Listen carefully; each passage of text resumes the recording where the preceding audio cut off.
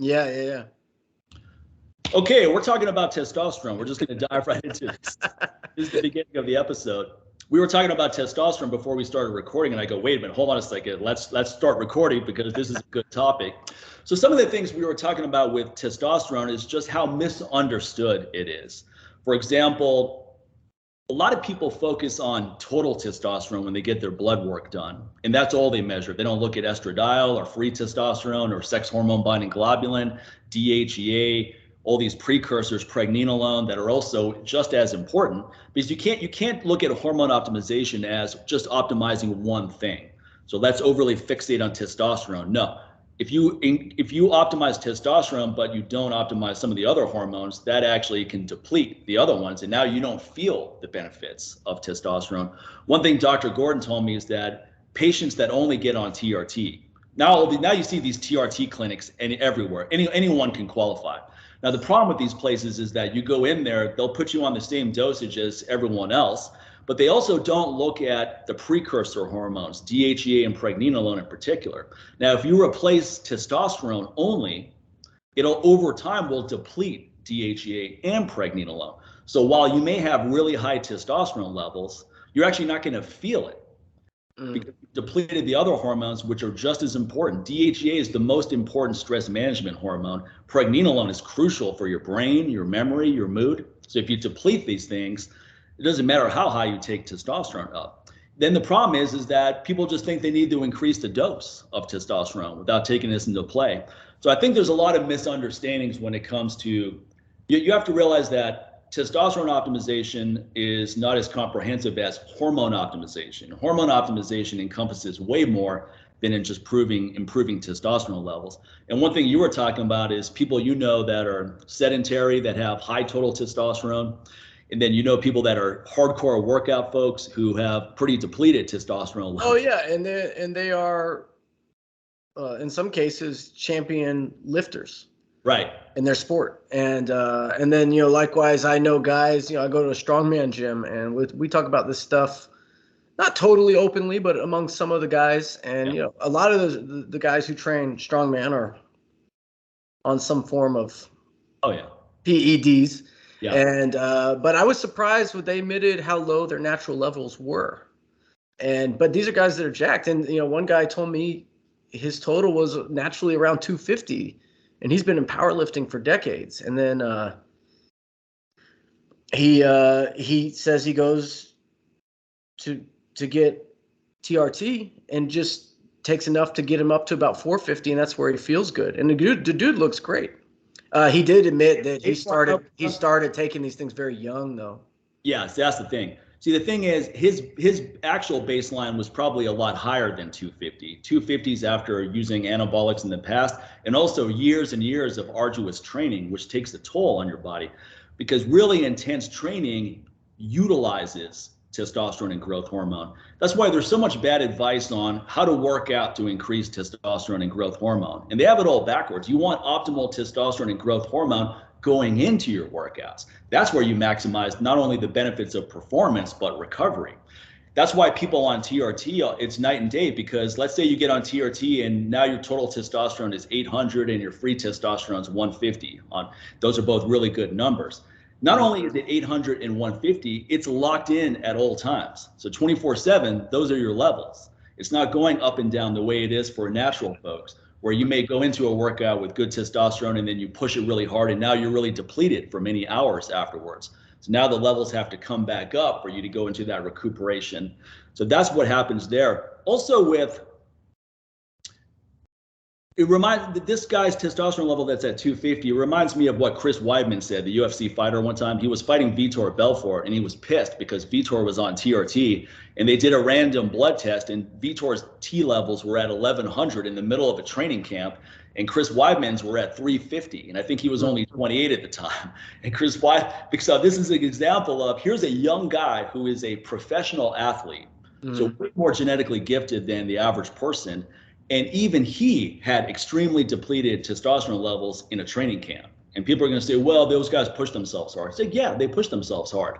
But that's what you have to, a lot of people who work out recreationally also push themselves hard. May not be to the same extent that a professional athlete does, But you're not a professional athlete and you're not genetically gifted like those people. So it's going to have a similar effect on you. So the key is that you want to get your levels as optimal as possible going into training, as opposed to trying to use your workouts as a way to augment levels. Well, right. I mean, there is the truth that if you place, need for adaptation on your body over the long haul, you will increase your levels. But I see what you're saying. Acutely per workout, you go in with a higher level, you increase cortisol level over time of stressing your body out, and then you leave, and then 2 hours later you're lower than you were in the morning, right? I mean, how much is like the kind of range of depletion that happens within a time frame like that? I think that'll vary, and I think you can mitigate it quite a bit too. If you keep workouts to 45 minutes or less, that's shown to mitigate the depletion. Also, I mean, honestly, the sign of a good workout is when your testosterone and growth hormone go up. So that's ideally how people should train, is you train hard, but not so hard to the point where cortisol goes way up and testosterone and growth hormone go down. Because if you keep doing workouts which deplete testosterone and growth hormone, you're going to have a really hard time getting to that compensation you were talking about, where you adapt to it and then have augmented levels. You're just going to be depleting yourself. Well, I say the increase in testosterone and growth hormone working out does increase testosterone and growth hormone when done effectively, but it doesn't stay up long enough to be that effective. See, that's the problem with it. So if you have low testosterone, you get a nice boost from a workout. Great. For an hour or two, you have higher levels. Then it goes right back down to your baseline. So that's the problem with that, is to using so the key is to most of your workouts, you avoid training the failure, you avoid killing yourself. That's where, if you can leave each workout with an increase in testosterone and growth hormone, then yes, over time, that should improve a baseline. Also, anytime you increase muscle mass and you reduce body fat, you're doing a lot of positive things for your hormones. But here's the caveat to that. The more optimal your hormones are, the easier it will be to build muscle and reduce body fat. So if you have high estrogen levels, like, okay, let me start walking more, let me start eating cleaner. Yeah, sure, those are all good things. That'll make a big difference. Let me make sure I sleep more. Until those estrogen levels start getting into a good range, you're not going to notice the fat loss benefits as pronounced. It's not going to be as pronounced. So it doesn't have to be either or. That's what I don't want to confuse people with, saying like you got to optimize your hormones first, then you go do this. No, I'm not saying that. I'm just saying that you want to keep in mind that the benefits you get from training are going to be limited.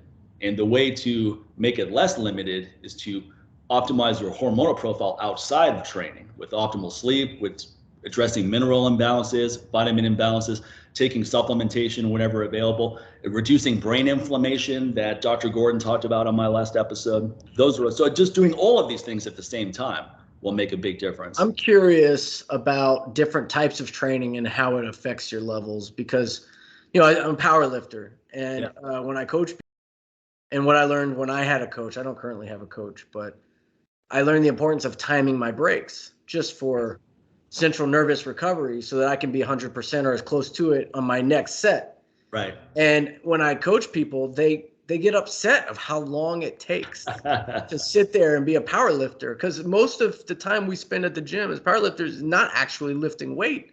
Right. It's sitting there, maybe on your phone, maybe talking to people, and I set a timer, and then once I'm over 85% of my 1 rep max intensity for like top sets, I'm timing 5 to 6 minutes. Right. And then, at a meet when I'm competing, you can be going depending on how long your flight is, there's usually 12 to 15 people in a flight. I mean, you could be 12 to 15 minutes in between your attempts.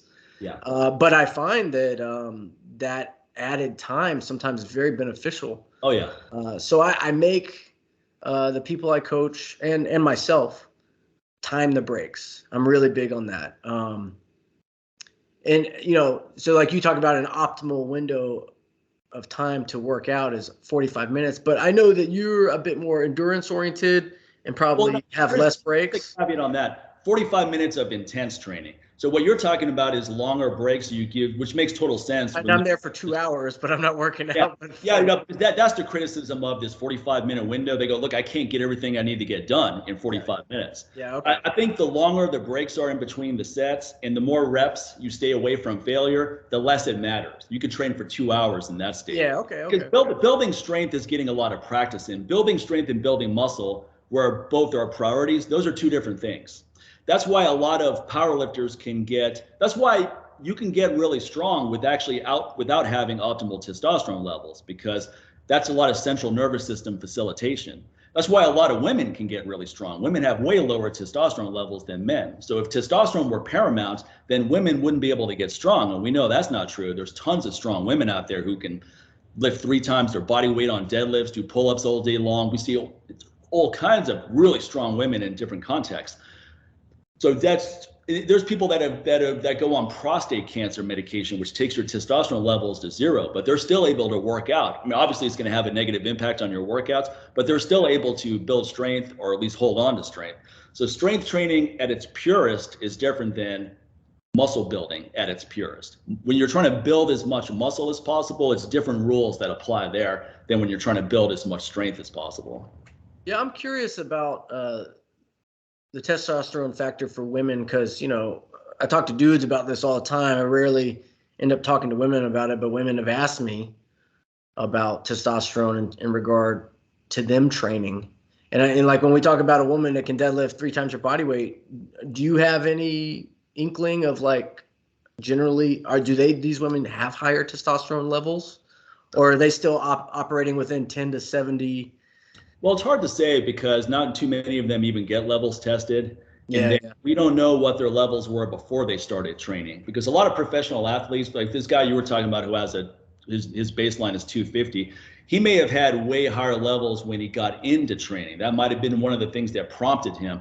Because when you're a young guy and you have really high testosterone, you're going to have a lot of adrenaline going. So you're going to naturally gravitate towards adrenaline-based activities, whether it's martial arts or being in a hardcore band or lifting heavy weights, right? You're going to be pulled in those directions, in a largely because, not largely, but in part because of your hormones, because hormones have way more impact on how we think and feel than the other way around.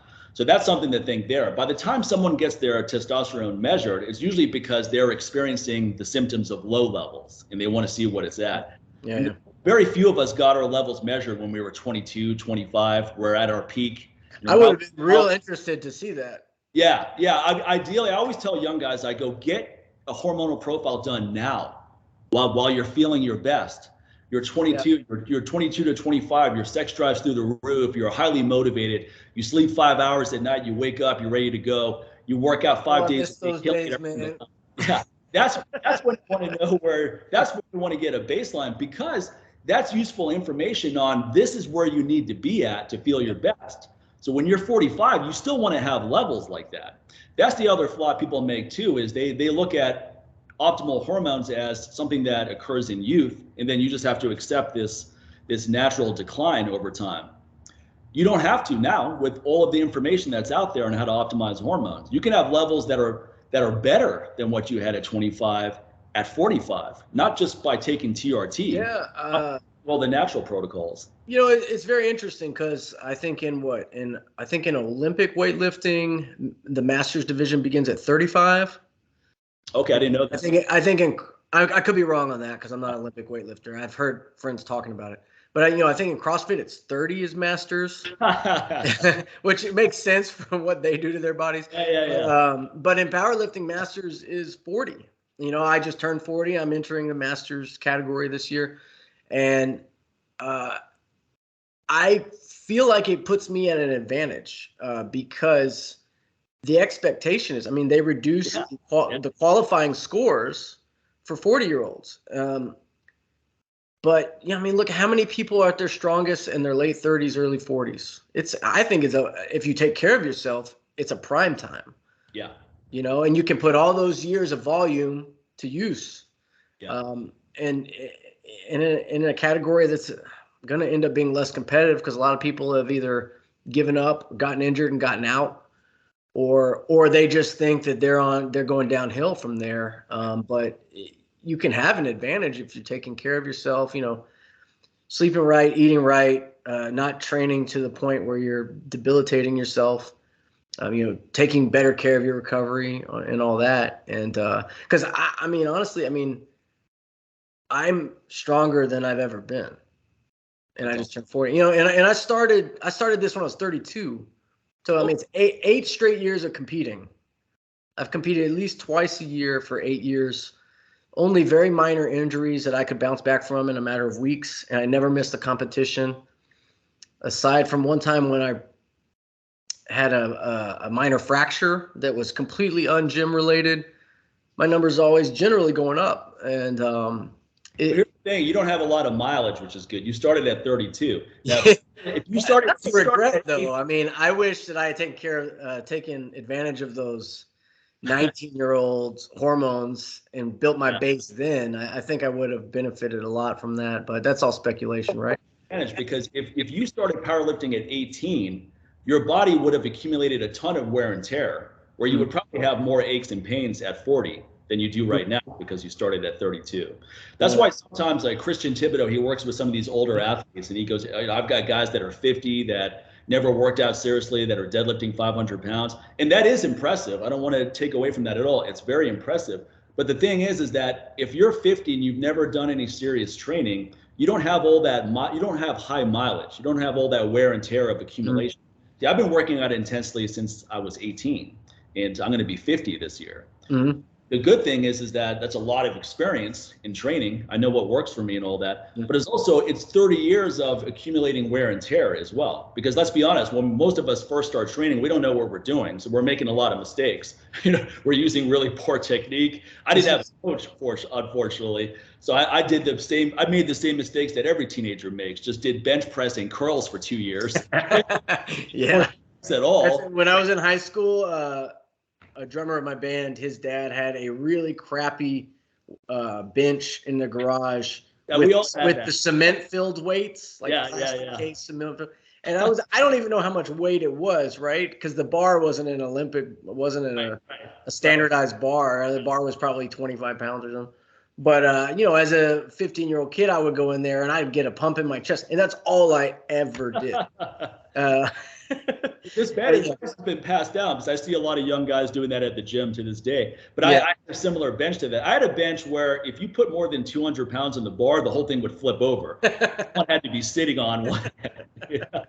And that thing was rackety. But hey, that's how we all get started. Right. Honestly, that's why I always emphasize legs now, because I made the same mistake that a lot of young guys made. I just focused on upper body. I didn't do a lot of squats and lower body. Not for a long time. A couple of years in, I realized, okay, I look like a fucking flamingo right now. I've got this bigger upper body. I've got no legs. Oh, dude, my mom and grandma would tease me the same thing. Like little chicken legs. And it's like, hey, what I've been. Well, one thing I remember I was playing flag football or something in college with some people. And they're like, oh, yeah, Mike's a big guy. Let's put him on the line. And what I realized is that, I had a big upper body, but I didn't have legs. So the person running at me, they just ran right through me, because I'm the Eiffel Tower right now. If all your weight is in your upper body and someone comes smashing into you, you have no base to absorb that. You go flying. In fact, all of your upper body power that's applied in sports, where does it come from? It's generated by your lower body.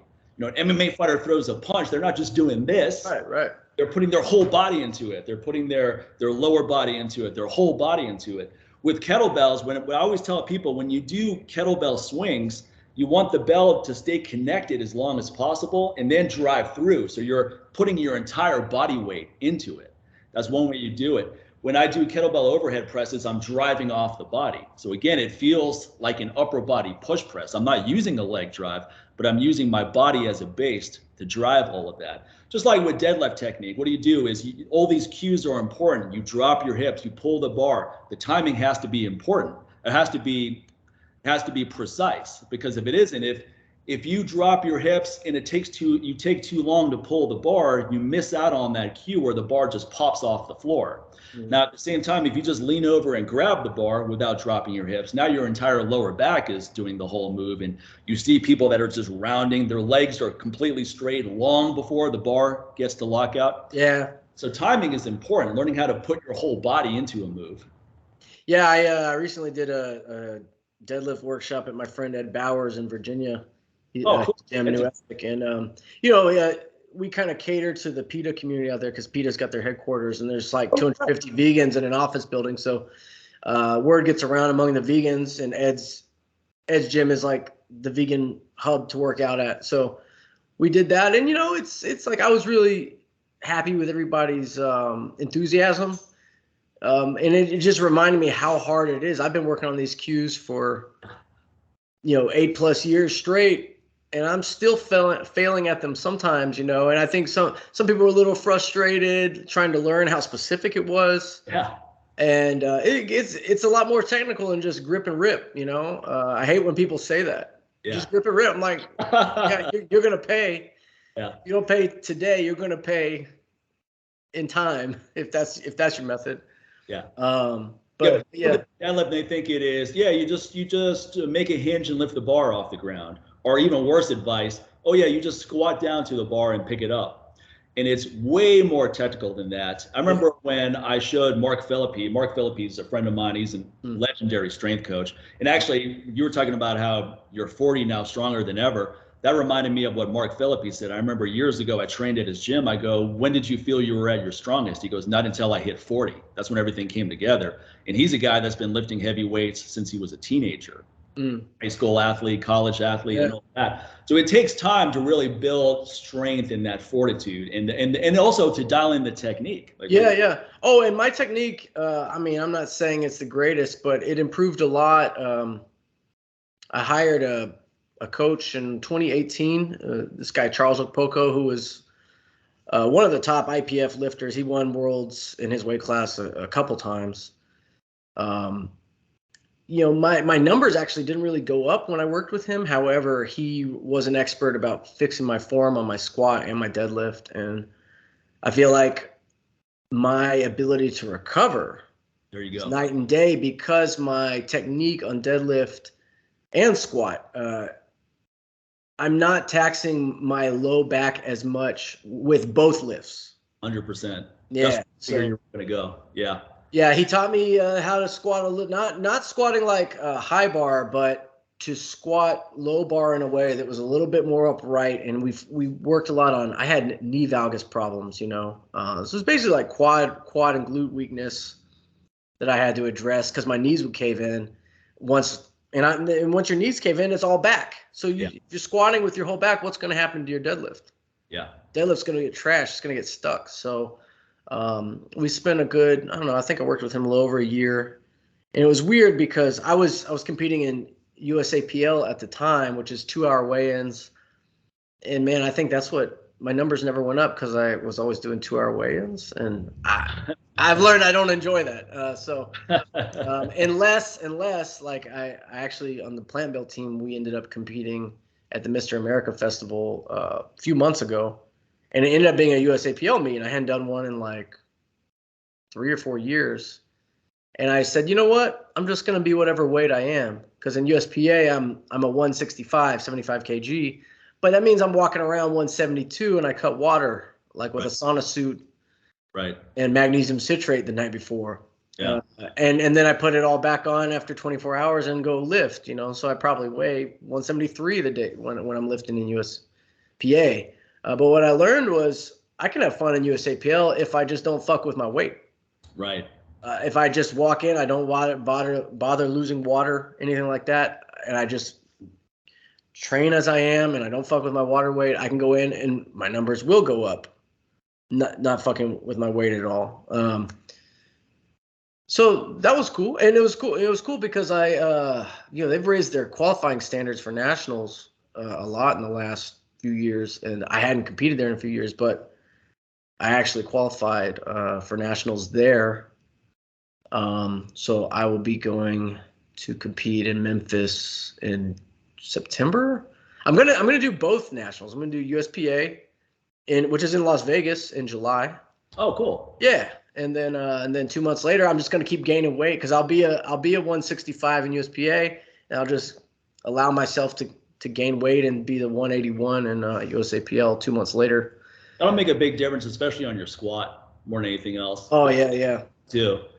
I think with deadlift, I mean, deadlift, it'll help there to some extent, but I think on squat and bench press is where you'll notice the extra weight, even if it's body fat, helps. It just gives you more leverage. Oh yeah, I mean, especially bench, man. I mean, yeah. As soon as you fuck with even your water weight, Yeah. bench, you'll lose 10 pounds in a day.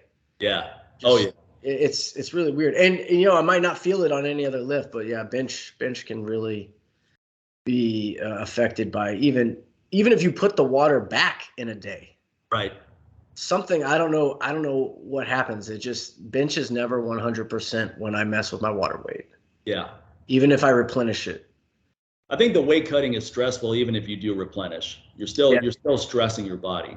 Right. You can replenish it and that helps to some extent, but if you don't have to cut weight at all, as you've just stated, then that alone makes a big difference. Oh yeah, yeah. That's a nice feeling. Just like, oh, I actually hit everything I thought I would hit today because nothing felt weird when I got up. Yeah, I just went in as I am. Imagine that. we all have an optimal weight for strength. Yeah. My optimal weight where I feel my strongest, just for pure strength, is around maybe 210 or so. Right now, probably 195. Now, here's the thing, though. I feel way stronger at that body weight, but I don't feel healthier at that body weight. Yeah, no. I'm 6 feet tall, 200 pounds doesn't sound like a lot of weight. 210, they go, yeah, that's not that big for that height. But see, for my frame, I feel like I'm carrying too much weight in terms of I feel heavy on my feet just walking around. I don't feel that my endurance is good. But when I lift weights, everything feels light. You're just blowing through. Totally. Now, my body weight now, I feel is I'm not going to be as strong as I am at 210, but my body weight to strength ratio and to actually more my body weight to strength to health ratio is more favorable. And I'm not a competitive guy. I'm not a competitive athlete in any way. I just train for fun. I just train to be healthy. Did you ever compete? I mean, I'm somewhat familiar, but you've got a lot of history in this industry. I never got into it. You know, when I was in high school, I was a heavy metal kid, so I never did any athletics. Never pulled me. Dude, that's my big regret is when I got into music, I thought I couldn't be athletic because I played soccer, football, baseball, basketball growing up. Right. Very athletic. Now I've always been a smaller than average guy. Like even in elementary school, I was one of the smaller kids, but I was always one of the best at sports. I got into music and I thought, can't do both. And if I could go back, I would be a heavy metal jock. Yeah, so that was the mindset back then too, because I grew up in the hardcore scene in DC, the metal scene, and there was basically a war between us and the jocks. You know? So we weren't friends. Now now those two groups can intermingle, but back so we almost looked down upon physical performances. Oh, that's what jocks do. But the thing is, when I turned 18, I used to drink all the time. I was doing a lot of drugs. And I remember one day I just looked in the mirror and I'm 6 feet tall, 160 pounds. I had this gut and no upper body mass. Oh, wow. I go, man, I feel like shit. You know, I feel terrible. I don't have any energy. And I'm only 18 years old. Or maybe I was 17 because I remember when I turned 18, I'd been training for a little bit. And that's when I turned things around. I go, this can't be the way that my life unfolds. So I actually got into lifting weights because I just wanted to improve my body and I wanted to feel better. And then I got hooked with that. Once you started increasing strength, I just got hooked with the idea of increasing strength. I never cared about getting too big. That wasn't a goal. I mean, I definitely wanted to put on some muscle when I was at that size. But increasing strength then and now is always what really captured my attention. That was the thing that drew me in. So I have no athletic background. I'm definitely not naturally athletically gifted in any way, shape, or form. In fact, I'm pretty good at certain moves which give the illusion that I'm athletic. Like I'm good at box jumps. So if someone just watches that, they're like, man, you know, Mike's pretty athletic. I go, yeah, in the context of that specific move, you know, but not overall in terms of movement and agility. Yeah, I gotta say also, I think you're the first person that's ever framed my situation feeling like I started really late in terms of being athletic. I mean, because I went from probably 14 or 15. That's when I cut off doing sports stuff, and I just worked on playing guitar and writing songs and starting bands. And I didn't get into any form of fitness at all until I was in my late 20s. I had a major relationship breakup in my later half of my 20s, and then it was like, oh shit, I've got to like prove myself again. Like I don't have someone who just accepts me as I am. Yeah. So it kind of lit a fire to get. And it wasn't that I wasn't in shape. I was slender, but man, I mean, looking back, I was 135, 140 at most. Pretty much every guy gets motivated to training to attract the opposite sex, Yeah. or the same sex, depending on what your deal is. But I remember when I was I'm not going to say that wasn't one of my motivations, because it definitely was when I was a teenager, because I was very shy. I didn't have this outgoing personality that people know me for now. Mhm. But so I'm sitting there going, okay, if I make my body look really good, then women are going to be drawn to me, so I don't have to go up to them and ask them out and get rejected and all that. And that was the mindset. It's not as simple as that, but that was really, you just get a lot of attention from other dudes like, hey, man, good. What are you doing? Exactly. Well, what it does do, though, is it gives you a lot of confidence, because that's the one thing about lifting weights is when you lift weights and you actually get stronger, you're like, wow, this stuff works. I'm committing to a process and I'm achieving goals. And anytime you achieve a goal, it naturally boosts your confidence. Yeah, totally. So if you're confident in that area, now you're thinking, okay, I can make my body stronger. I can make it bigger. Maybe I can start a business too. Maybe I can go talk to women and ask them out and not worry about rejection. And you're probably less likely to be rejected, because now you're coming at them with way more confidence. And also, looking better doesn't hurt either. So if your physique looks good and you have confidence and you have a good approach, the probability of success is now stacked in your favor. Oh, I always think of that. I don't know if you ever watched Portlandia. No, I've heard of the show, but I haven't watched it. Okay, well, there's an episode where, I mean, it's the same two people that play all the characters pretty much, but they do this skit where they're like best friends, and the guy, Fred Armisen, is like, who's this new boyfriend of yours? He's a total hunk. I didn't know you like hunked. And she's like, yeah, and it turns out I really like to be picked up also. And I'm just always like, yeah, if I can pick him up, be comfortable, like, and it's true. They do like it. So I mean, I don't think you need to lift weights so you can, yeah, whoever it is you like, whatever your orientation. Yeah. So you can pick your partner up. Well, looking good is always going to be an asset, no matter what the context is. Yeah. So if you're running a business and you're meeting clients, the better you look, the more it works in your favor. People go, yeah, I like this guy. And that's part of the reason why. And I think part of it is when you feel good about yourself, you're going to come off more affable too. You're instilling that confidence. You don't have to overcompensate because you put in the work. Sure. See, there's a big difference between genuine confidence and faking it. Most guys, let's be honest, they fake the confidence. They try to be an exaggerated version of themselves, where they just try to amplify that confidence. But the fact that you're even doing that shows that you lack confidence. You feel that who you are is not enough. So I have to project this exaggerated version of myself, otherwise no one's going to like me. But when you actually feel confident in your own skin, you like the way you look. If you like the way you look, you're going to, whatever it is you do, you're going to perform better just from that alone. If you're really insecure about how you look, yeah, sure, maybe you can still perform at a high level in spite of that, but it's still a detraction. It's not additive. And I like things that are additive. So if I take charge of my health and my strength, that's going to be additive to my business. If I do really well in my business, I'm going to have less financial stress. I'm not going to worry about paying the bills. Now that's additive to my training and my other goals. And now when I'm working out, I don't have to think, okay, let's get this workout in, and then we're going to have to figure out how to pay all these bills afterwards. And now that's on your head. Oh, yeah. I mean, I totally think that in my late 20s when I started training, and granted, I didn't know what I was doing at first, because from like 19 or 20 until 26, I toured nonstop in a band, which is the worst lifestyle. I was, die young. We still occasionally play, but in our prime time, we played like 35 countries, and people are like, man, you're living the dream. And I can't think of a time in my life when I was more miserable, because that lifestyle, your sleep is all fucked up. You're eating gas station food. You're eating fast food. Sometimes the shows are just terrible. Sometimes it's freaking cold and you didn't pack enough, And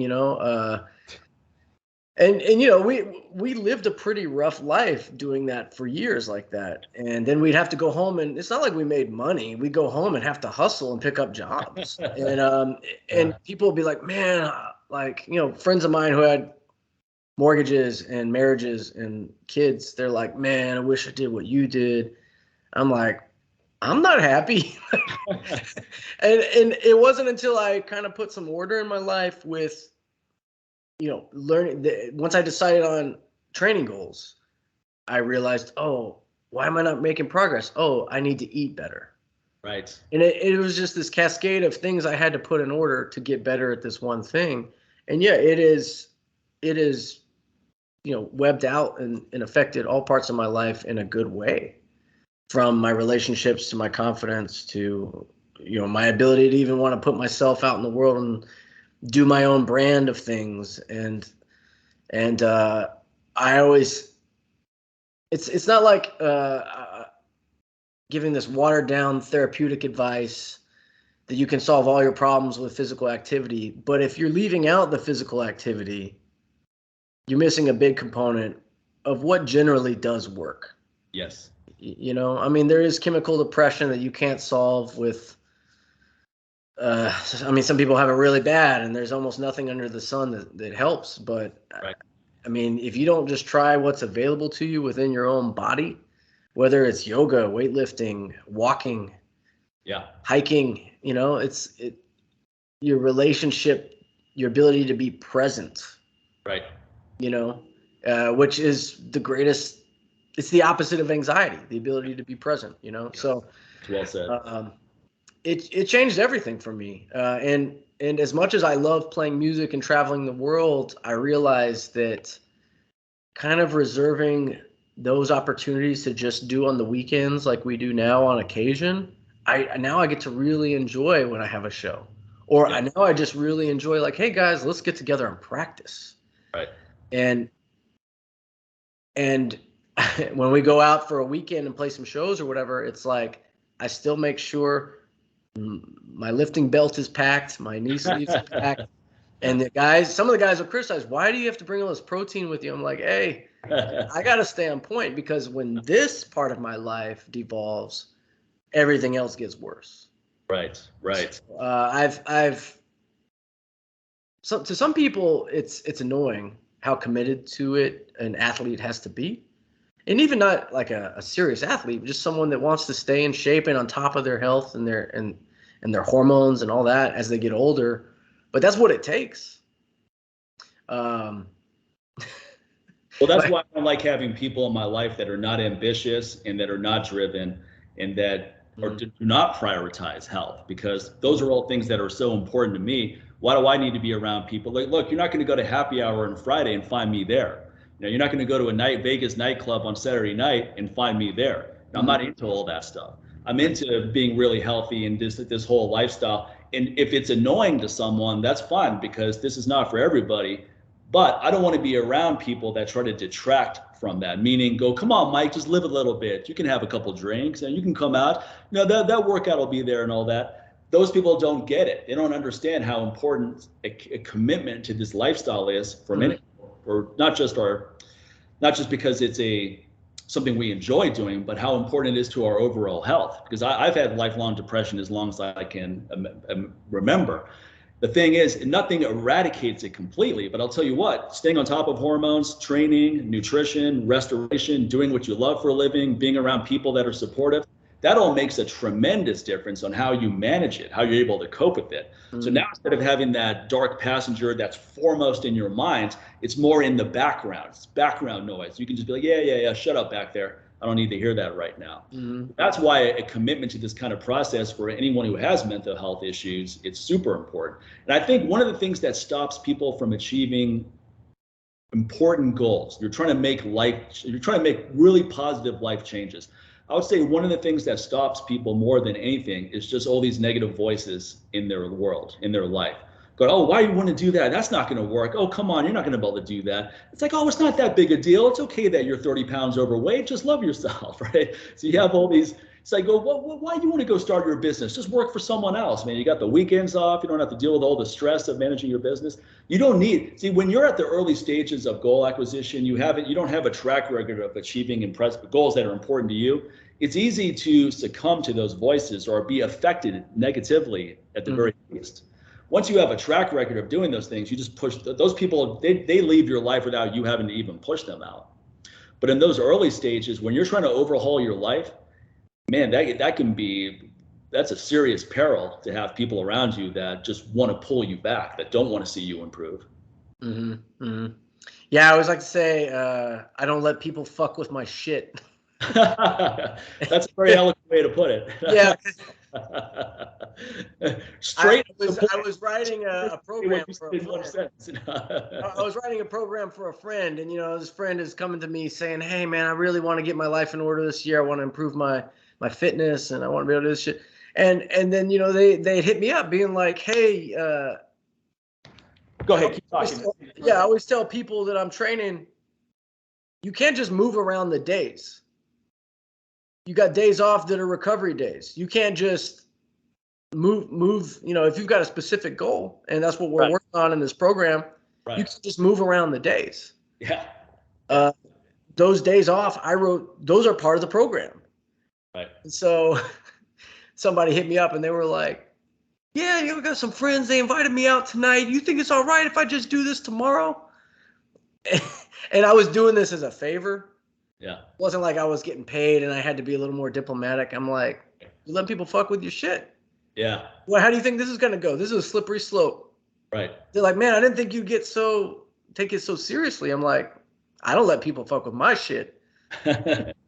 So now this gets thrown back in my face a lot. I don't let people fuck with my shit, but I think that's a better policy. I mean, it's good to be flexible and live life a bit, but for me, I think you just have to do what works for you. You have to be honest with what you're all about. So instead of saying, well, maybe I should be more like this, you go, no, if that path doesn't make you happy. Like, for example, before I got into the business, my dad kept telling me, "Hey, go get a master's degree, and that way you'll move up in the company structure." And anytime he told me that, I would get depressed. I would get depressed at just the idea of going to get a master's degree in business. I could care less about that. I have a degree in religious studies because that's what I found interesting. Everyone around me told me, why do you have a degree? What are you going to do with that? That's worthless. You're not going to be able to get a job with that. You're not going to be able to get a job with any degree. So none of the degrees you have a work experience. So you might as well focus on something that you actually enjoy doing, because that'll at least right there, you're already benefiting because it's something that you're passionate about. And I became a really good student once I got into religious studies. And anytime I do something that I don't have a strong passion for, I'm going to be very mediocre at it. So that was the lesson I learned early on. So when I tried all these jobs after graduating, because again, I'm just following other people's bad advice, it made me depressed. So some will say, well, what's wrong with you? Why isn't this enough? There's people all over the world suffering, this guilt trip type thing. I go, well, look, me doing a job I hate doesn't help them. It's not going to make them feel better. Me doing a job I love is not going to make them feel better either. So that's an irrelevant point. But what's going to make, if I can do something that's going to make me feel better, then why wouldn't I want to do that? That's paramount, especially someone that's prone to depression. Because I'm not like a regular person. I can't just do some job I hate and suffer through the next 30 years and be okay with it. I'm not saying there's anything wrong with people like that. I'm like, if that's who you are and that's the price you want to pay, great.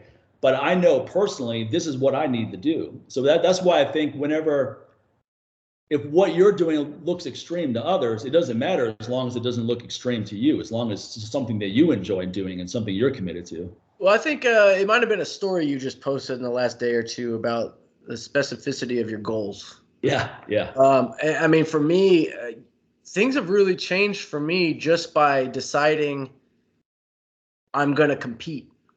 Which I decided in late 2014. I weighed probably around 180 pounds then, and I realized by looking at stats of how strong people typically are in the 180s versus the 160s or whatever, I need to lose some weight and I need to go down to get in a more competitive class. And I started training. That's when I kind of stopped doing regular forms of cardio and focusing just more on strength. And that's when I dialed my diet in finally. And I started being very strict and regimented with the diet. And it's the same diet that is in my book.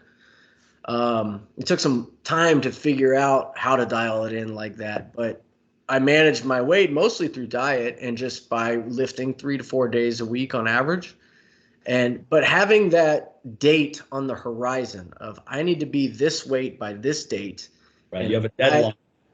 That just totally changed my life. Yeah. And that's why I don't let people fuck with my shit. It's like that, the power that had on me to see that through, that delayed gratification for 6 to 8 months to hit that weight, to lose the weight gradually and make that weight class and actually start doing well in it. And then I learned how to maintain weight in that weight class and got stronger over the years. And there's definitely a gratification, a satisfaction that comes from playing the long-term game.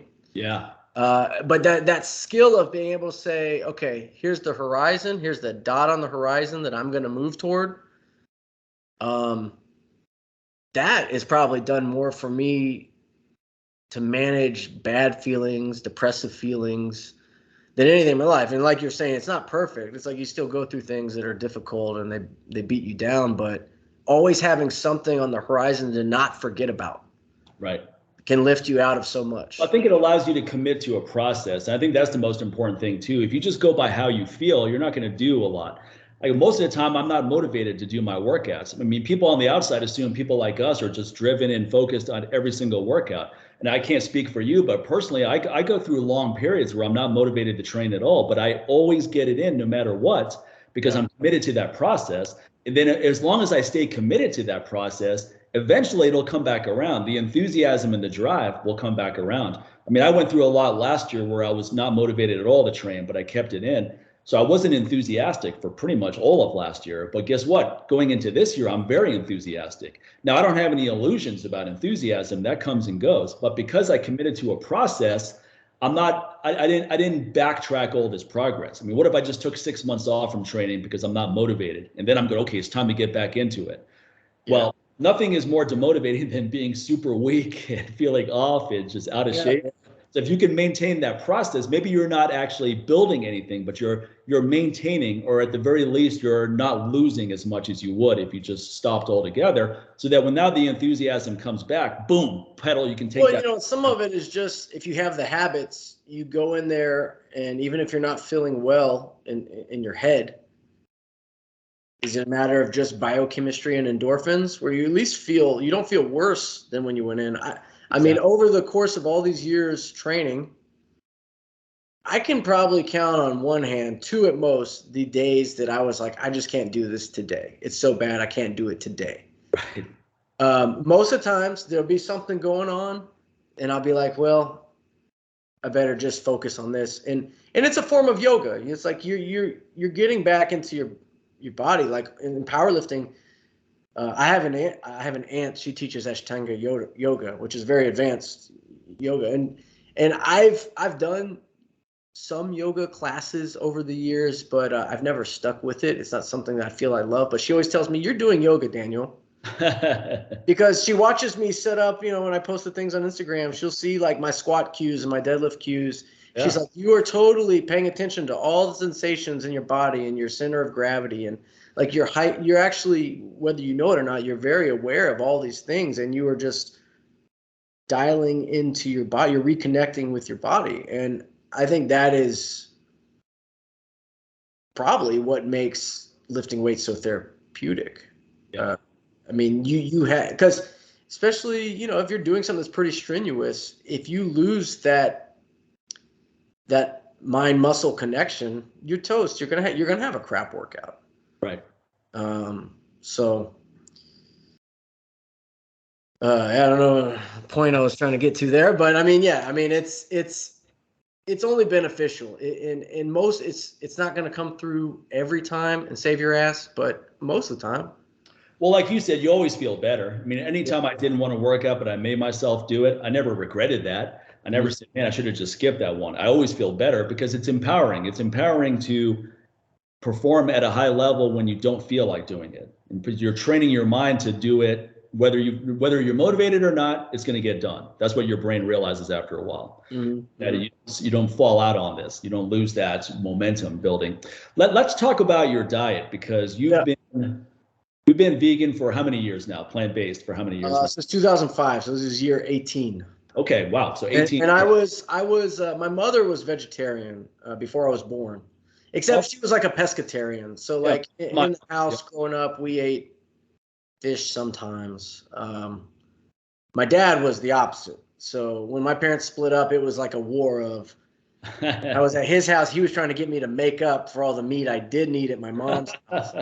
And to drink whole milk. And like, I mean, and I developed horrible allergies from that. He didn't know. I mean, I forgive him. Like he was he thought I was going to be protein deficient or something, but it made me just have sinus infections. And so, when I was a teenager, it was punk rock and hardcore, it was bands like, Earth Crisis and Propagandhi, and that were singing about animal rights issues that made me go, you know what? Like, I always thought my mom was a little weird.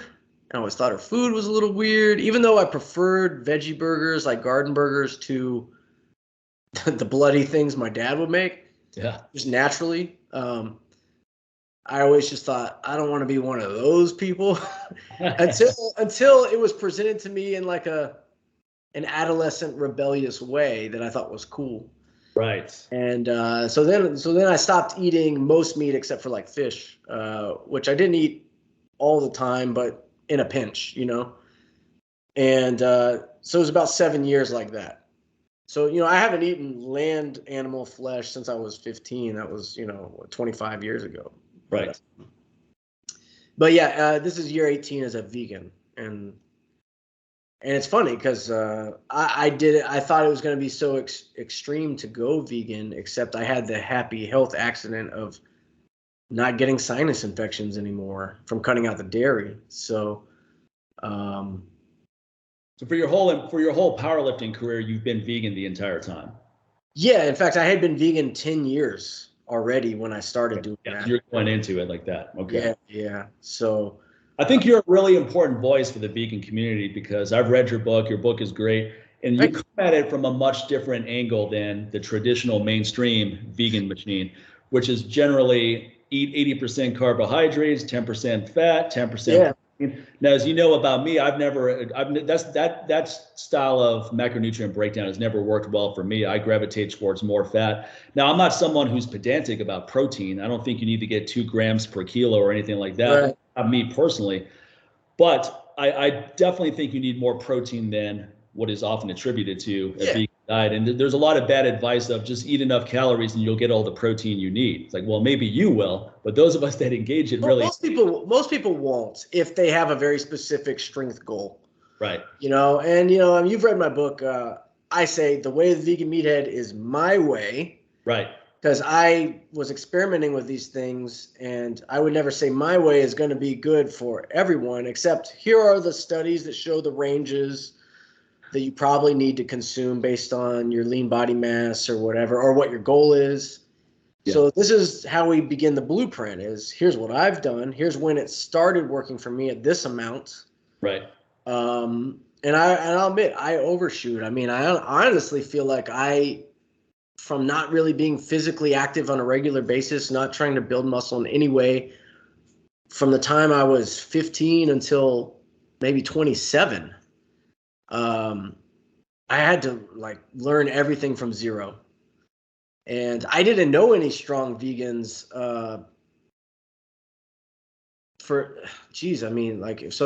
had already been vegan 4 or 5 years before I met anyone who trained at all.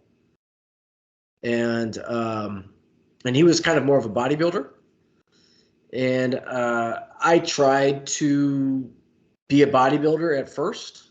And I tried to, eat at least a gram of protein per pound of body weight a day. And I did bulk, but it was not pretty.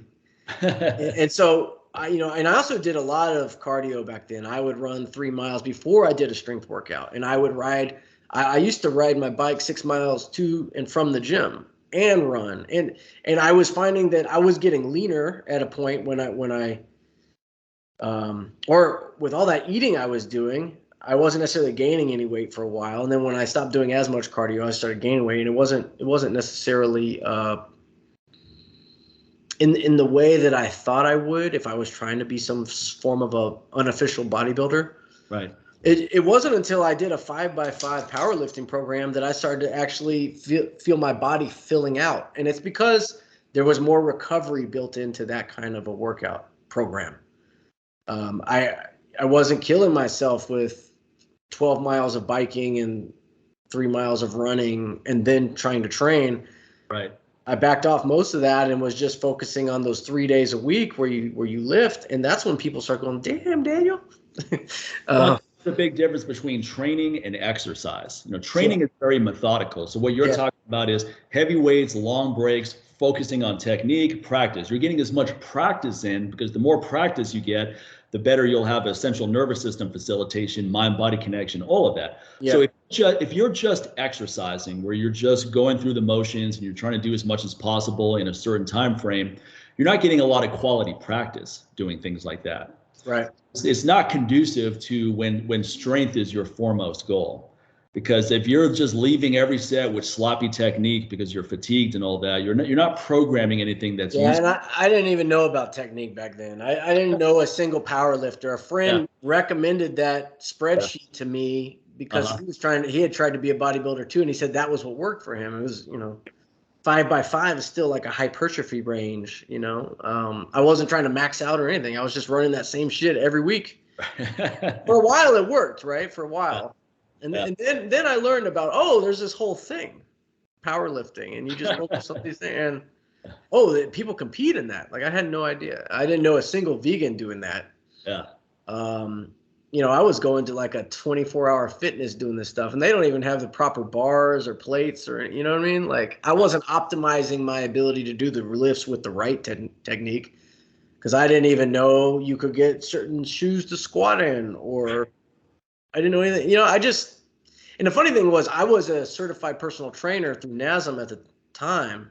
I was doing a lot of this, but what you learn in the NASM textbook is nothing like really being athletic. Sure. And I always say what you learn in those textbooks is just how to not get your ass sued when you train old people, I was just very novice. I didn't really know anything, and it is over the years of getting to know people actually do it. I think I first tried to bulk with Robert Cheek's book, just following his meal plan and that first book he did, Vegan Bodybuilding and Fitness, and I gained some weight and I was getting stronger, except I didn't feel like I was a bodybuilder. And when I incorporated eating like that with the 5x5 lifting plan, that's when things started to happen for me.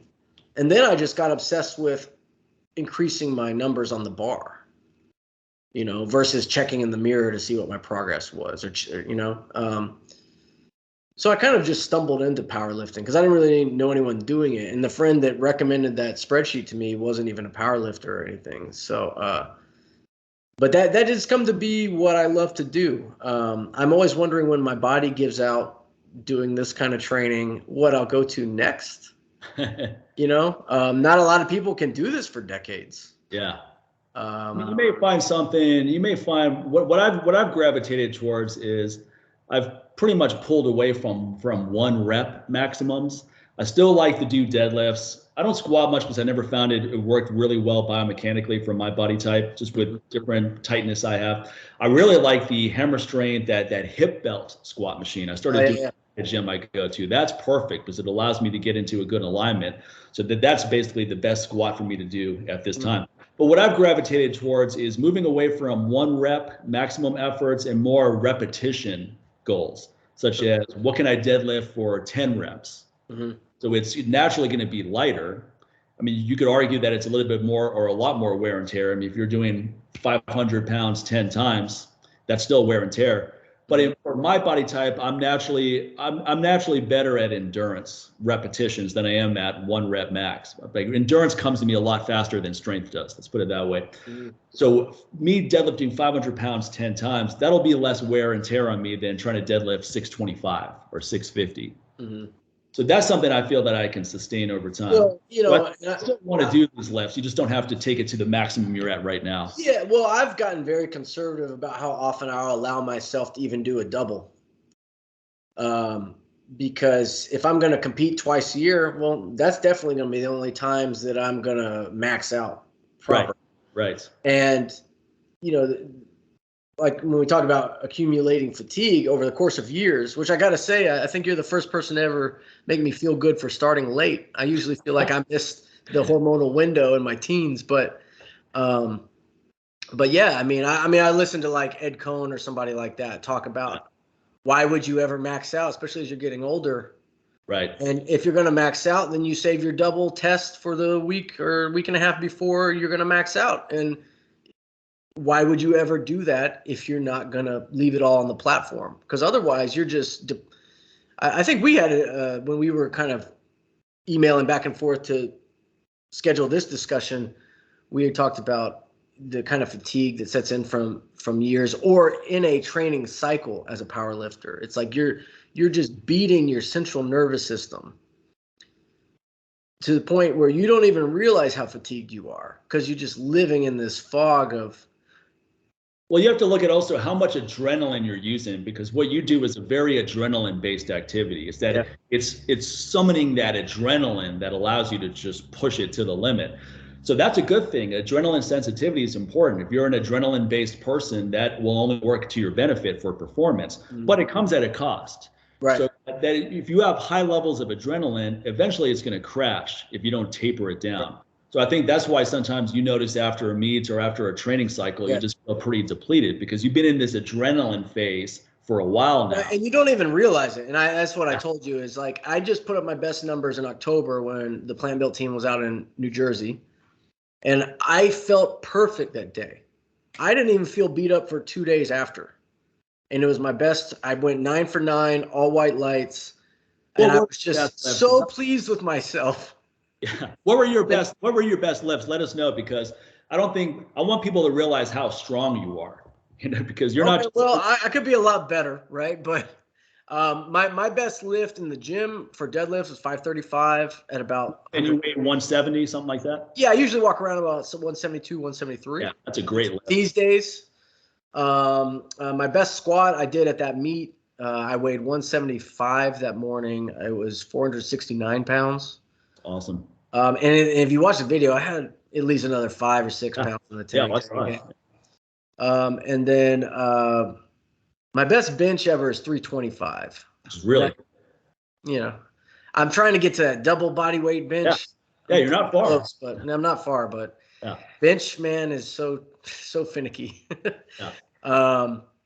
So yeah, I mean, I'm usually competing at officially 165 in USPA, but that's a 24-hour weigh-in. And I walk around 170 in the low 170s usually. But yeah, after that last meet, it was deceiving. I was so happy with myself and so pleased with my best numbers at 39, almost 40. Yeah. And feeling as good as I did, but I took the week off and I get back a week later just to deload and reacclimate. And I was like, oh shit.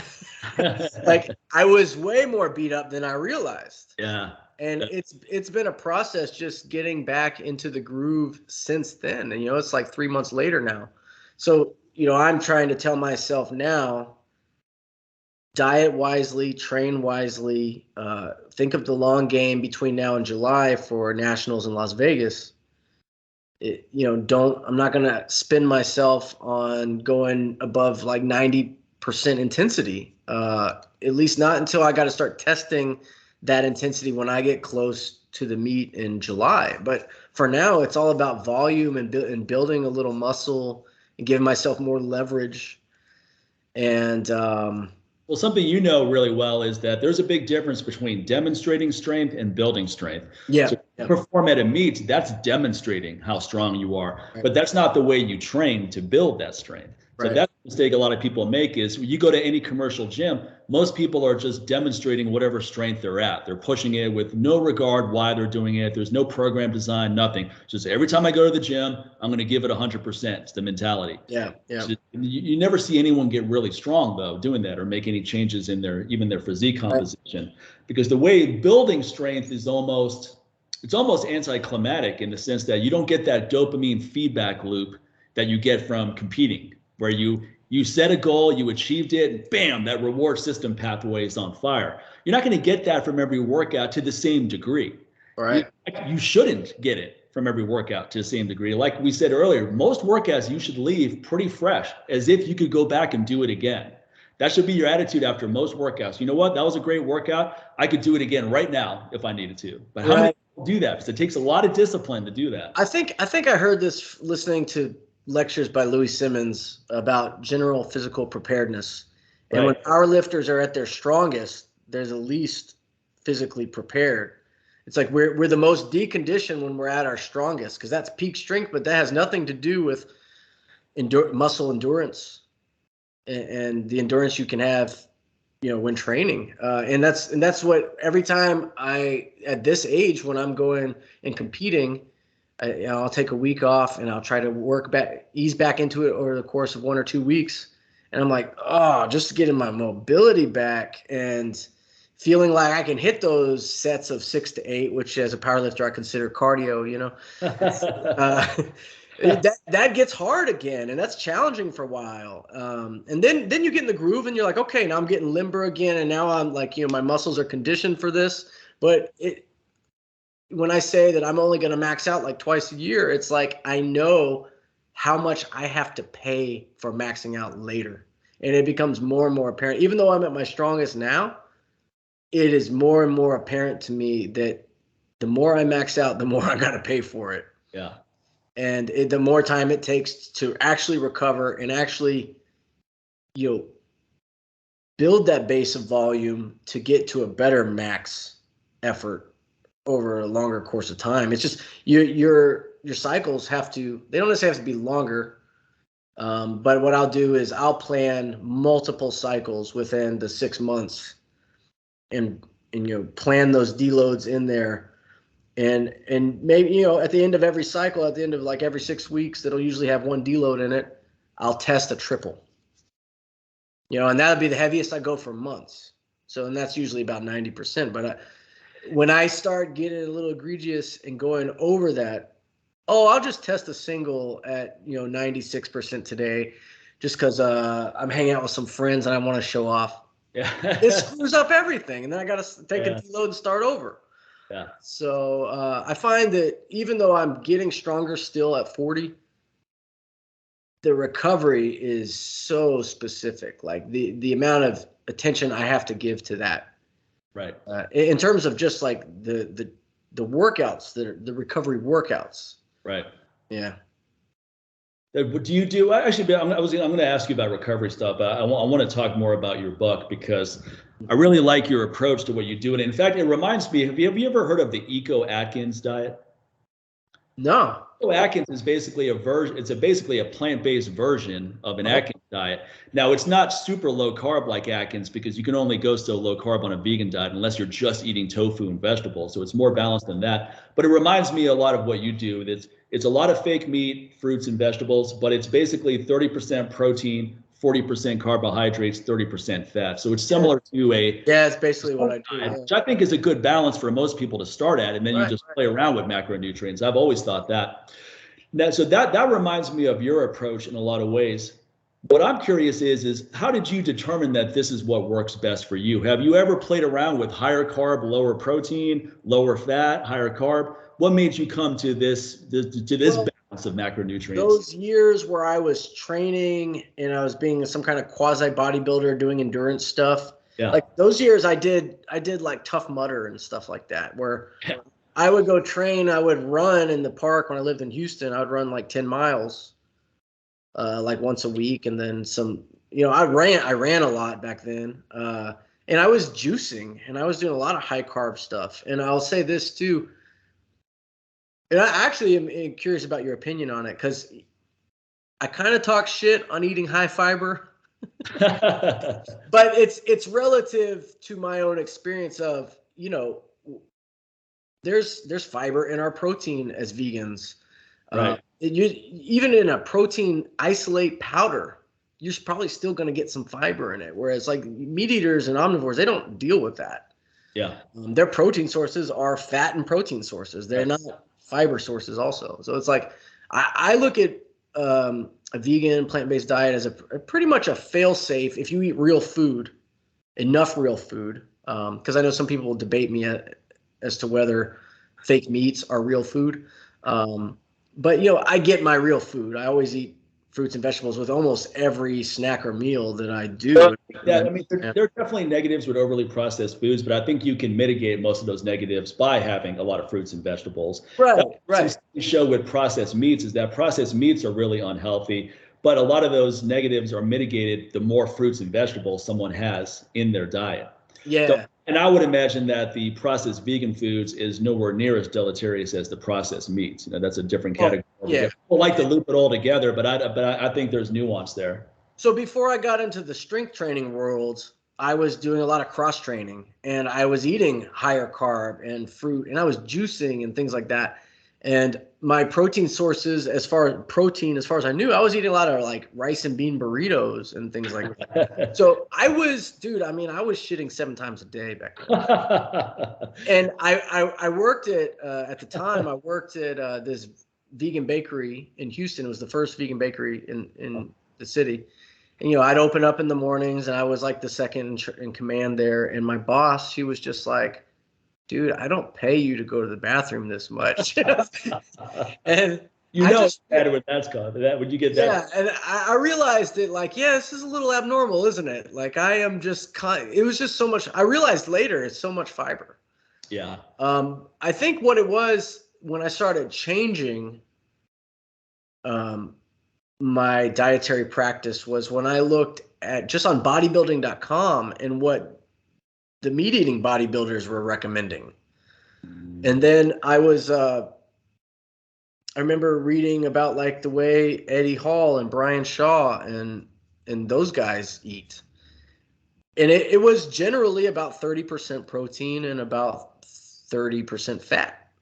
Right. Usually. And fast forward, when I watched Patrick Baboumian's channel, he's basically talking about the same thing. I realized that he was eating that kind of balance long after I even put out the first edition of my book. So I thought, oh, cool, this is kind of validated. Like, one of the world's strongest vegans eats the same way. He's just bigger, so he eats more. But I just kind of realized I also had an uncle who in Ohio who was a pretty serious bodybuilder in the 90s. And he talked about his relationship with carbohydrates. And it seems to be because I have the same kind of body type as him. And like all my uncles and my dad have a similar body type. And most of us are about my size. My dad's a little taller, but we seem to store fat in the same places. And so, like, I talked to my uncle about his relationship with carbohydrates. And he's not a vegan or anything, but he would say he'd have to kind of carb restrict to get his goals. Like, not like he would do the whole like restrict them and then binge on them. Maybe that was some kind of insulin and leptin. Nutrient cycling, such as Mario Pasquale's anabolic diet, where you do low carb Monday through Friday and then you carb load on the weekends. Yeah. To manipulate hormones at different times. My uncle said that that's what his peers were doing, except he would do it every 2 days. He'd have one carb load day.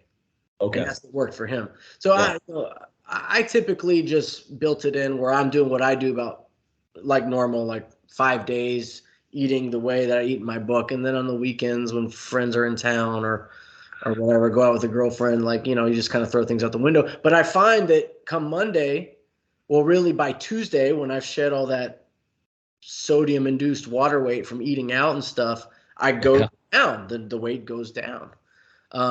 So, I tried that out for a while, and I was just thinking, if my goal is to be strong, I just need to eat like the world's strongest men. Right. And so how do I, as a vegan, get my protein percentage of my total calories up high enough, right? And how do I reduce carbohydrates enough to allow more room for fat in the diet? I didn't even understand the relationship between cholesterol and testosterone and fat consumption back then. I just was trying to mimic those macros that those big guys ate. And then I started doing the math about tofurkey and field roast and the protein powders. And I'm like, oh, some things are better than others in terms of protein density. And it wasn't until, I got in that range of like 30, 30, 40 macro split that I started to really feel like I was able to control my weight and my body composition while also getting stronger. And that's when, people were asking me when I started competing, like, oh, damn, Daniel, like you're having a lot of results. And like you're competing, in Texas when I started competing, I mean, there was There was not a single other vegan. I roll up in my Prius to a powerlifting. Yeah, everyone else they do have a pickup truck. Yeah, I want to imagine.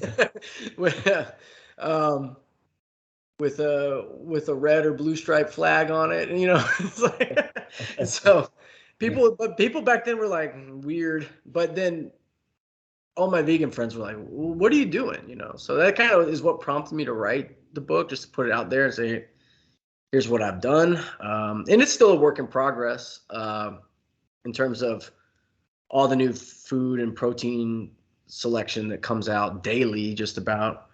But also as I age and maybe I'm experiencing some slight hormonal changes or something like that, I'm always trying to change maybe the scheduling of the diet, like the times I'm eating. If I have to be more strict on fat or carbs or protein at any certain time to kind of trigger the changes I want to see. Because I find you can't just do the same thing every day. Right. That's why I tell people, this is a blueprint. This is how I got started. It worked really well for me at first. It's still basically what I do. But I definitely have more muscle on my frame than I did when I started, because my first meet I weighed in at 161, and I didn't understand water cut or anything. I actually weighed in the morning of. I didn't even know you could do 24 hours. So I was walking around at 161 when I started, and now I'm walking around like 172, 173, but I'm still roughly the same body composition. So certainly my caloric intake has gone up a bit over the years. Because one guy that I read like a customer review online was criticizing my book, saying I didn't eat enough calories. What I'm suggesting for my body size wasn't possibly enough calories. It was for me at the time, but it's iffy if where I started at, trying to be within 165 pounds, is still relevant now, because I'm probably eating more. Instead of eating 2,600 for maintenance, I'm probably eating 32, 33 for maintenance now.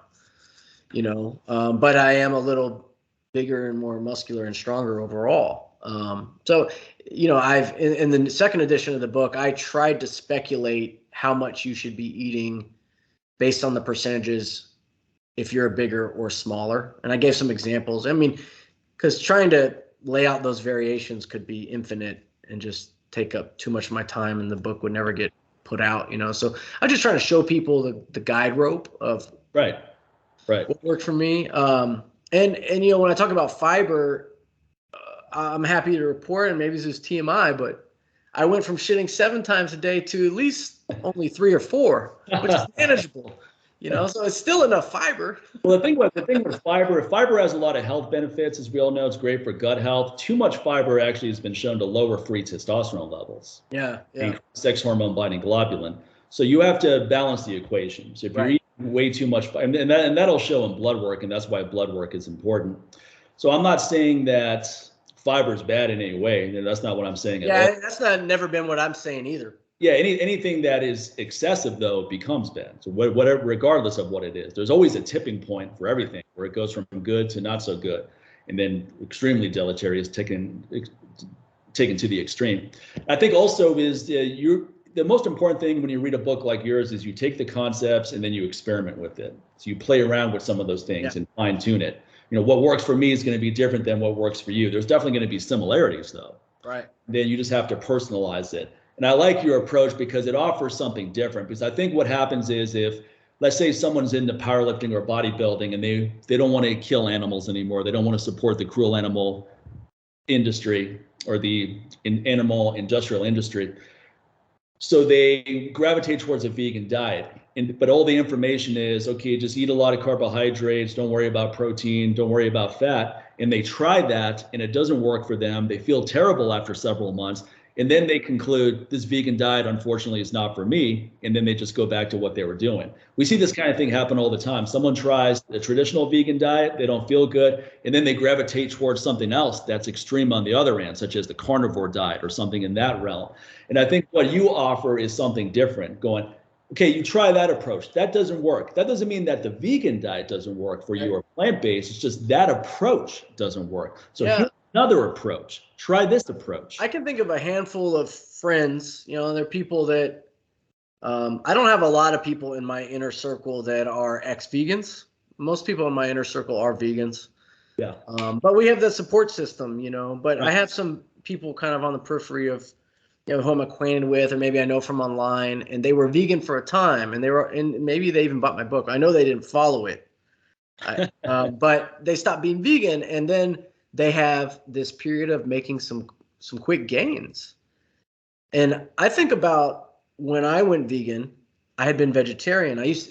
One of the main reasons I didn't go vegan for 7 years after stopping eating most meat was I love cheese pizza so much. Like, when people say I'm addicted to cheese, it's like, that's true. Like, most of us have such a chemical bond with cheese in our brains that we're not even aware of. Right. The science of how that works, but it is like a drug addiction.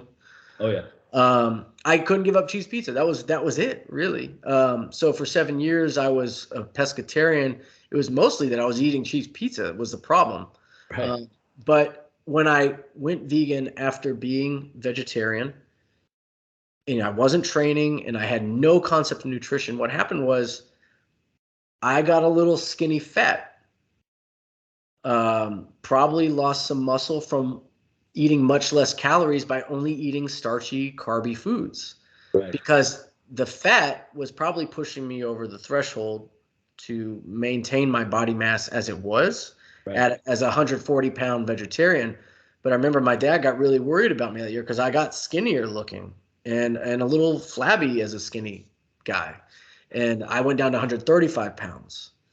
And I had no idea why that would happen. But, now I know it's because I wasn't eating much fat anymore. And certainly less protein. So I always think of it as, you can find every amino acid or just about every fatty acid that you need under the sun from plants if you know where to get them. Right. Right. If you know how to supplement or if you know how to pick the right foods. Right. And ever since I dialed it in like that, it's like, yeah, I can achieve everything I want in time with the proper work ethic and diligence to a certain plan. But some of these people I know who stopped being vegan and went back to eating the fatty animal-based foods had a surge in their strength, right? And I'll talk to them. And I'm not going to cut people off. And I know they're going through whatever they're going through and they had their reasons. But I always ask them, did you ever examine your own macros when you were a vegan? And, some of these people were trying to be powerlifters. And I was just like, were you examining your macros when you were vegan? And they're like, no, not really. And I'm like, did you ever think about how it's just a matter of getting enough calories and enough fat to boost your hormones? Because now that you're eating pepperoni pizza again, you feel good, right? And you feel like you're getting stronger. But do you think it's the pepperoni and the cheese itself that's doing it, or just the macronutrient composition? Right. And the amount of calories. Right. Because were you even counting your calories? And I'm not somebody that counts my calories much anymore, but I certainly had to figure out my balances when I was starting out, right? But most people report, oh, I never did that. I ain't gonna lie, I was being lazy. And it's like, so it wasn't veganism that was the problem. It's probably, I can speculate with almost full certainty that you weren't getting enough calories or you weren't getting enough fat to maintain a good enough hormonal profile to get stronger. And I didn't write the book just for dudes, but I think it's especially going to be good for dudes to learn about that connection between fat, the natural cholesterol your liver is going to make if you consume enough fat, and the way that's going to work with your brain and your testicles to make testosterone. I think at the end of the day, with people, the truth is always in the performance.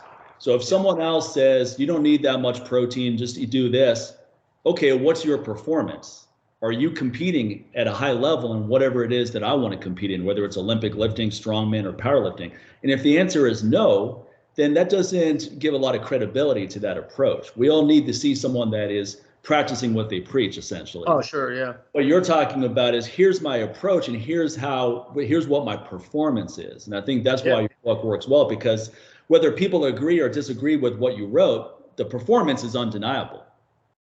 Yeah. And that's one thing that I always got too, is because when I first got into the vegan diet in the early 1990s, there wasn't anything on the vegan diet for physical performance. So I essentially had to do what you did. I just looked at how meat eaters ate and tried to replicate that with the vegan diet as much as possible. Now, when I got into the fitness industry as a professional and I started writing articles and putting myself out there and teaching courses, people at that point are going, I'm not into this whole vegan diet, or like Mike Mahler's a fucking idiot. He's on a vegan diet. I don't like this whole thing. But what I could do performance-wise was undeniable. Yeah. With that shit. Now I'm lifting super heavy kettlebells that most people couldn't touch. So you could say that this may not be the ideal approach, but it was undeniable that it was working well for me. Sure. So then it got to the point where people would have a conflict in their mind, because they've always told people there's no way you can get strong on a vegan diet. And then they see me and they're like, well, he's just the exception to it.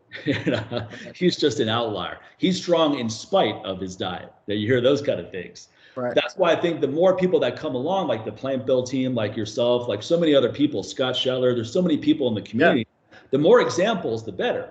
Because now if it's just one or two people that are doing something at the high level, then it's easy to come to those, to deduce it down. Yeah. I mean, and now we've got athletes doing it with every kind of introductory story. Right. For example, I was vegan 10 years before I started competing in powerlifting. I was completely deconditioned for like 5-6 years as a vegan. Right.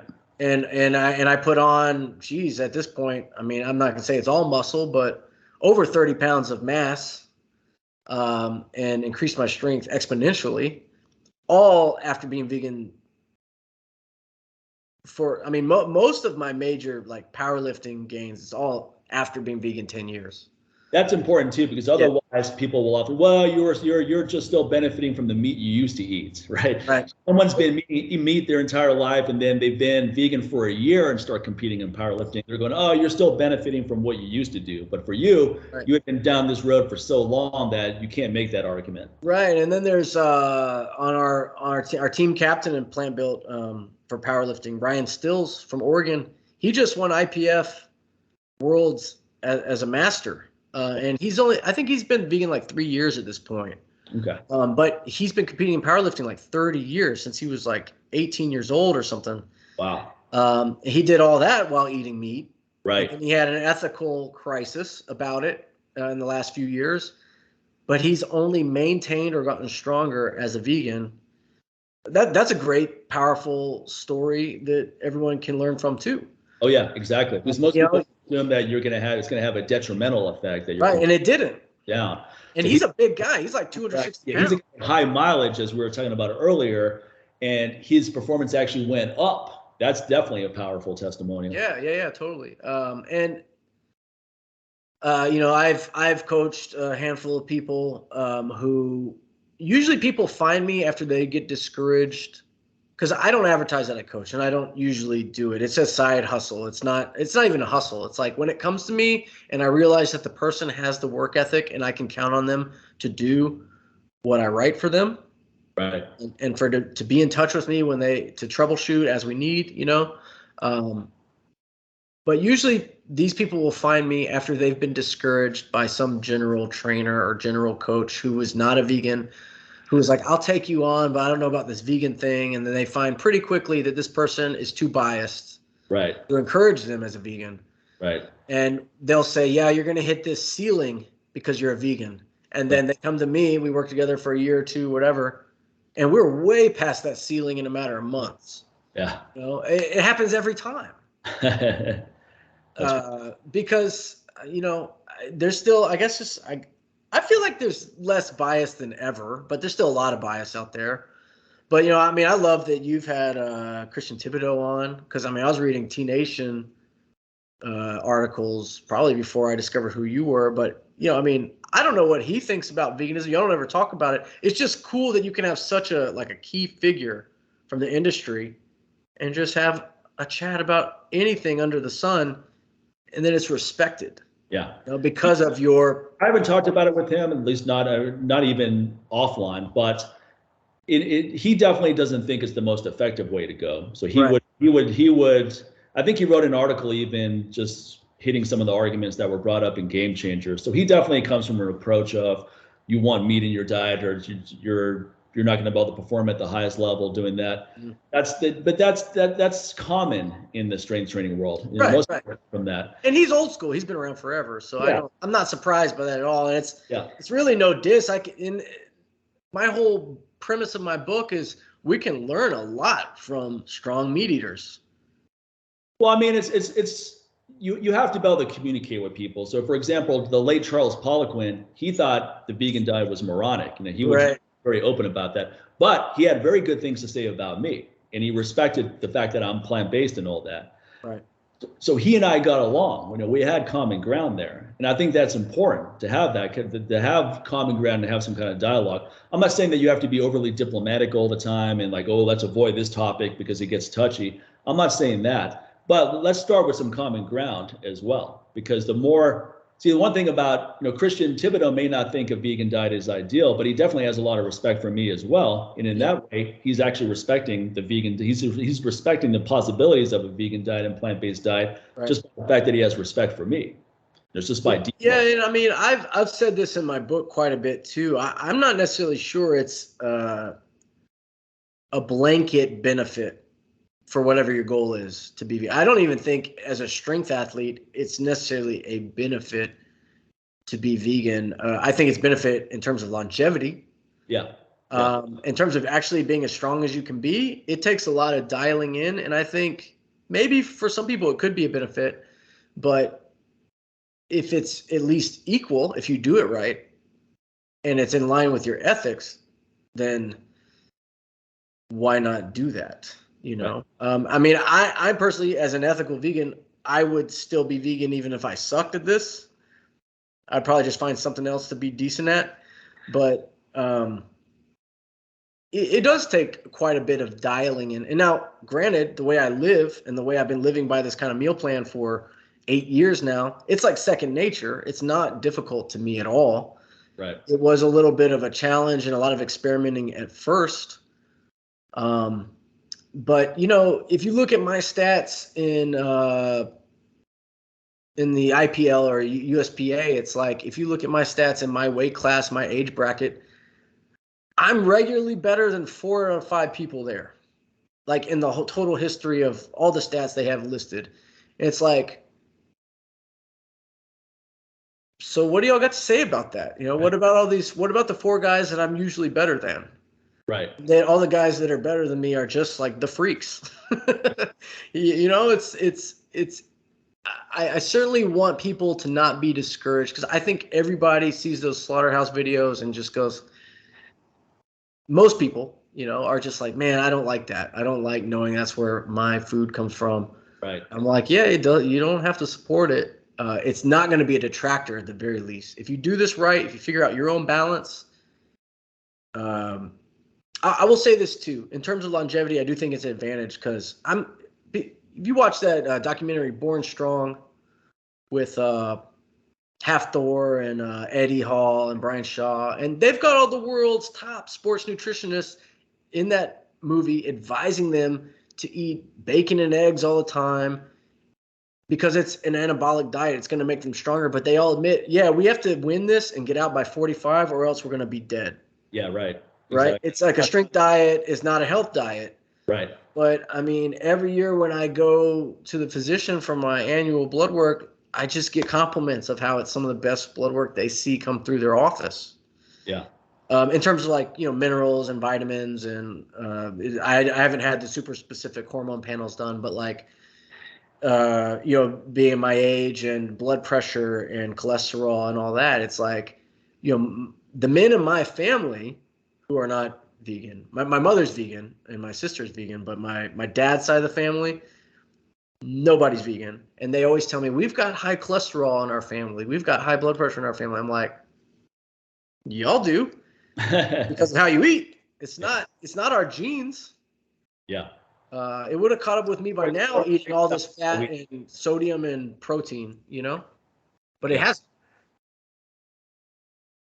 Well, I mean, that's the most powerful statement right there, is that the truth is in the performance, as I always say. Yeah. So someone can read your book all day long and say, I don't agree with this approach, but they can't say that it doesn't work for you, because you've shown that it works for them. Right.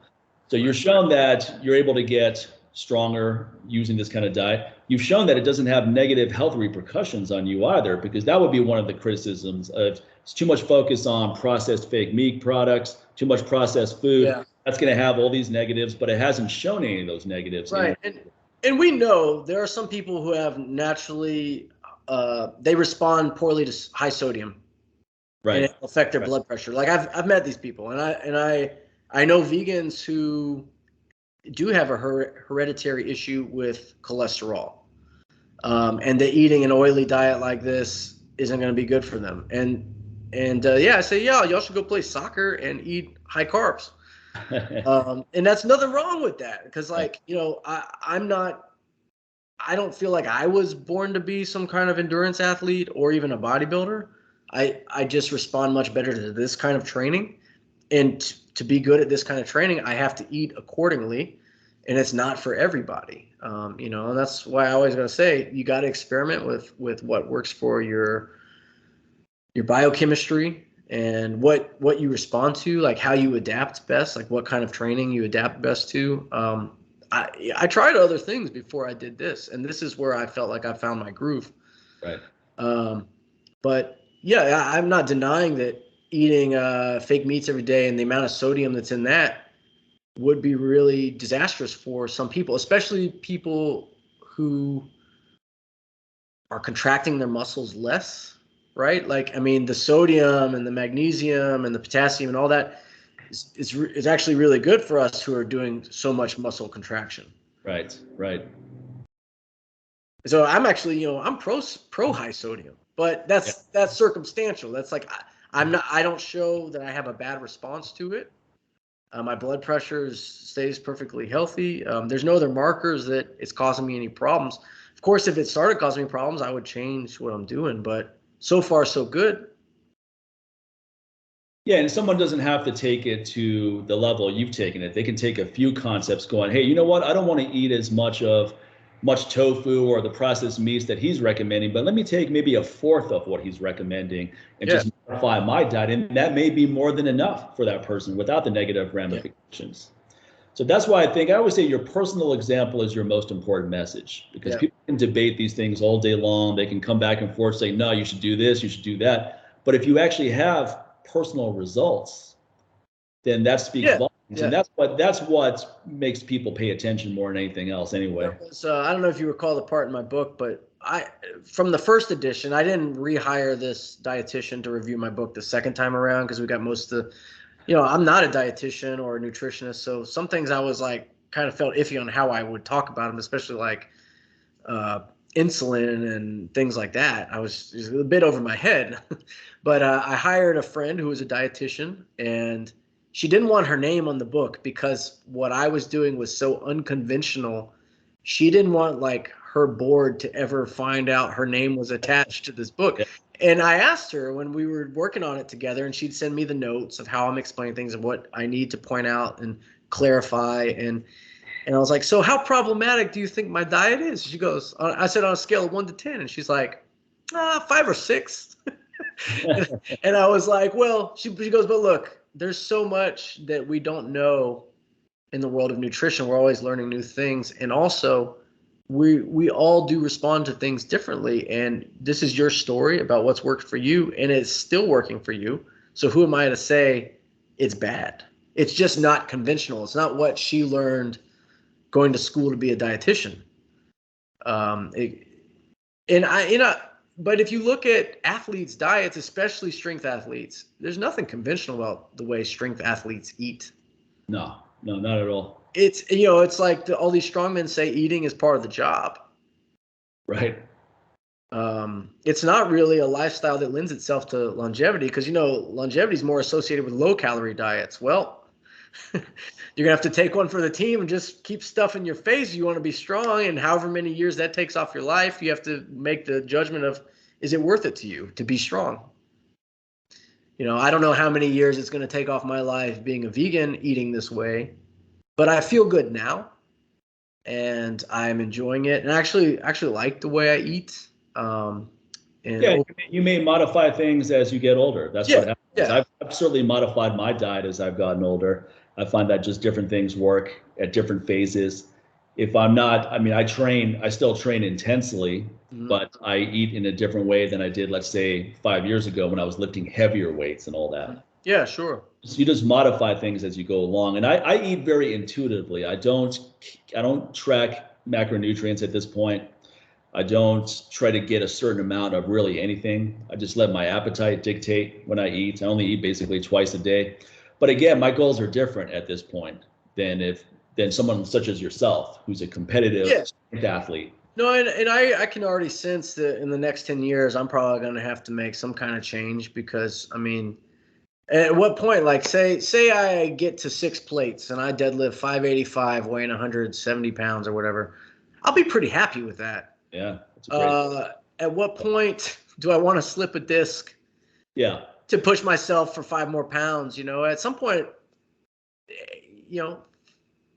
time just happens, and you have to accept that you're mortal. Yeah. You're not going to achieve everything. You just, Well, I think there's something to be said about, would you rather be someone who can deadlift 700 pounds once, but then you're never able to deadlift again because of just all the wear and tear, right? Or be someone that can deadlift 500 pounds into his 70s? You never went beyond that. I would like to be that guy. That would be pretty cool. Yeah, that's where I'm kind of at right now too. So I was obsessed with improving my deadlift up until 2020. And then I hit 605. And at that point, I'm thinking, hey, maybe I should go for 650 or even go further. But then I just didn't want to pay that price. Also, I was tired of pursuing that kind of goal too. Mm-hmm. Now I still deadlift, of course, because I think it's a great move. Even someone who can just deadlift 315 for a couple reps, it's a great move for overall strength and power. It's really good for your posture done correctly. And if you only have time to do one lift, it's one of the best lifts you could pick. Yeah, you can't go wrong with that. So in other words, where I'm going is I actually like deadlifting. So I want to be able to deadlift indefinitely. And if that means that I don't go beyond a certain point anymore, then great. That's the way it's going to be. And that's fine. So it just depends on what stage of life you're in. But cool. Hey, man, this has been great. I could talk to you forever. Yeah. I'm sure you've got other things to do. So we're going to wrap it up here. But where can people find out more about your book? So I've got 2 websites. Veganmeathead.com is where you find all my merchandise and the book, The Way of the Vegan Meathead. My bio page is daniel-austin.com, which has got all my band's music from over the years. It's got more vegan meathead information. It's got a lot more media stuff, information about events I have coming up and things like that. So those 2 pages, you can order things off that, and then obviously it's on Amazon. But yeah, I mean, I think at this point, if you Google vegan meathead, I should be one of the first things that comes. I've got veganmeathead.com, daniel-austin.com, and then if you search it on Amazon, which I saw that there was for the first time, someone was bootlegging my book.